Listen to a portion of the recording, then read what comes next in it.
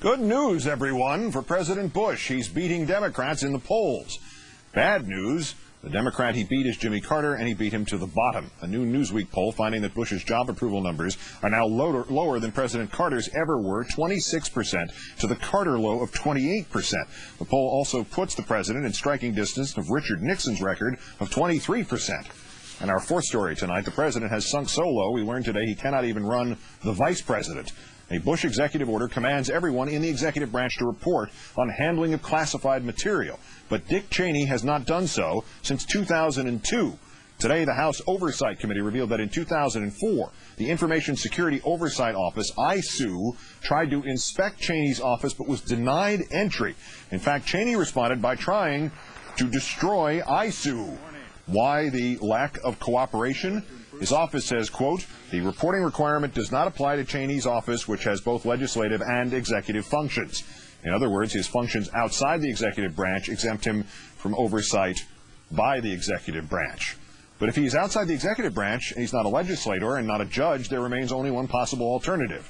Vice President Dick Cheney is a rogue nation. Despite the recent capture of his top lieutenant, Mr. Cheney continues to defy the rule of law, attempting to destroy ISOO, an office of the U.S. government after all, and barring inspections in true Saddam style, leaving only one possible remedy: invade him, in order to establish a free and democratic Dick Cheney.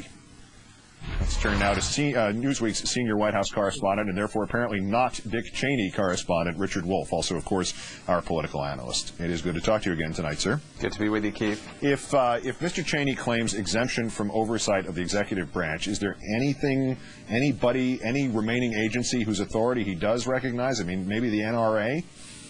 Yeah, well, it's not the first time they have made this argument. There are some pretty innocuous things that the Vice President's office has tried to avoid using this specious argument that was crafted, incidentally, by his Chief of Staff, David Addington, who's a pretty high-powered lawyer himself.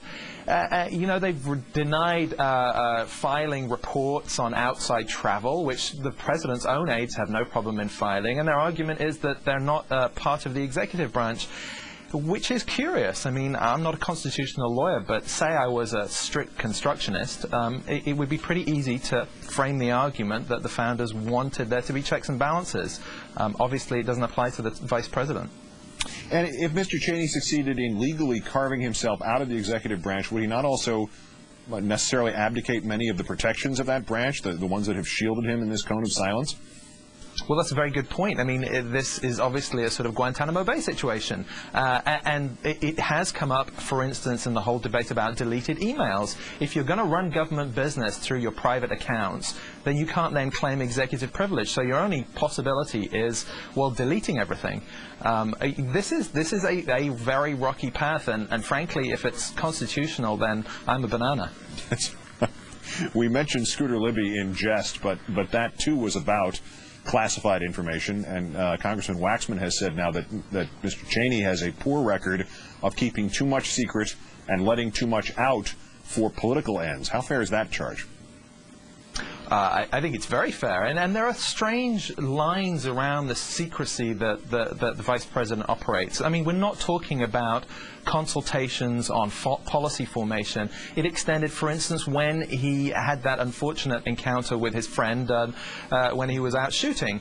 They said, the Vice President's office said, that this was private travel. I mean, the very concept that the Vice President could be doing something privately is strange. And again, it's something that even the President's aides don't agree with and don't live with. So why they have ring-fenced themselves is very, very curious. Is there any sense today, and we mentioned this appalling number of the President's approval rate now down below that of Jimmy Carter's and heading into Richard Nixon territory, is there any assessment, any way to tell how much, or if, presuming he does, the Vice President factors into the Bush approval numbers these days, or is it just Iraq dwarfing everything else at this point?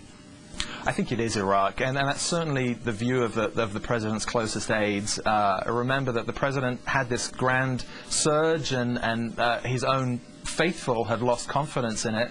You know, it strikes me when you look at these numbers, everyone says, well, it's reached rock bottom. But then John McCain, who knows something about sliding poll numbers, likes to say, he says there's a Chairman Mao quote that it's always darkest just before it's completely black.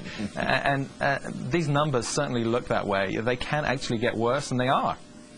Our own Richard Wolff, senior White House correspondent for Newsweek magazine and Not a Banana. Great thanks, Richard. Anytime. Speaking